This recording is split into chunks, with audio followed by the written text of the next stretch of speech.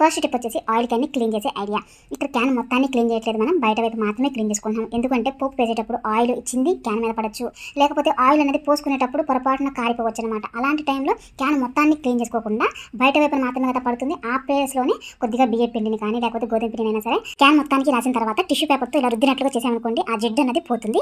ఇలా టిష్యూ పేపర్తో చేసిన తర్వాత ఇప్పుడు వేరొక ఫ్రెష్ క్లాత్తో మనం తుడిచేసామనుకోండి, అసలు వాటర్తో పని లేకుండానే ఆయిల్ క్యాన్ అనేది క్లీన్ అయిపోతుంది. ఇలాగా వీక్లీ వన్స్ చేసుకున్నాం అనుకోండి, ఈ ఆయిల్ క్యాన్ ని మనం ఫైనల్గా ఒక 1 మంత్కి అలాగా క్లీన్ చేసుకుంటూ ఉంటాం కదా. అలాంటి టైంలో మనకి ఎక్కువ శ్రమ లేకుండా ఈజీగా లోపల మాత్రమే క్లీన్ చేసుకుంటే సరిపోతుంది. ఎందుకంటే వీక్లీ వన్స్ ఇలాగ చేస్తున్నాం కాబట్టి అంత జిడ్డు అయితే పట్టకుండా ఉంటుంది.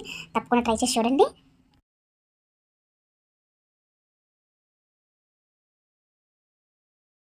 నెక్స్ట్ టిప్ కోసం స్పూన్ని కొద్దిసేపు వేడి చేసుకోవాలి. ఎందుకు వేడి చేసుకోవాలి అంటే, మనం మంత్లీ తెచ్చుకున్న గ్రాసరీస్లో ఏదైనా ప్యాకెట్ని ఓపెన్ చేసుకుంటే, ఇక్కడ నేను ఎగ్జాంపుల్గా సాల్ట్ ప్యాకెట్ని ఓపెన్ చేశాను. ఇప్పుడు ఇది క్లోజ్ చేయాలి. క్లోజ్ చేయడానికి మనం క్లిప్ అయినా పెట్టుకోవచ్చు, కానీ పూర్తిగా క్లోజ్ చేయడం కోసం ఓపెన్ చేసుకున్న ప్యాకెట్ కవర్ అయ్యేటట్లుగా పేపర్ని ఫోల్డ్ చేసుకొని దానిపైన మనం వేడి చేసుకున్న స్పూన్ ఉంది కదా, దానిని కొంచెం సేపు ఇలా వేడి తగిలేలాగా చేసేసామనుకోండి, ఆ కవర్ అనేది ఆ వేడి వల్ల కంప్లీట్గా క్లోజ్ అయిపోతుంది. సో ఇలా కూడా ఓపెన్ చేసుకున్న ప్యాకెట్స్ మనం స్టోర్ చేసుకోవచ్చు.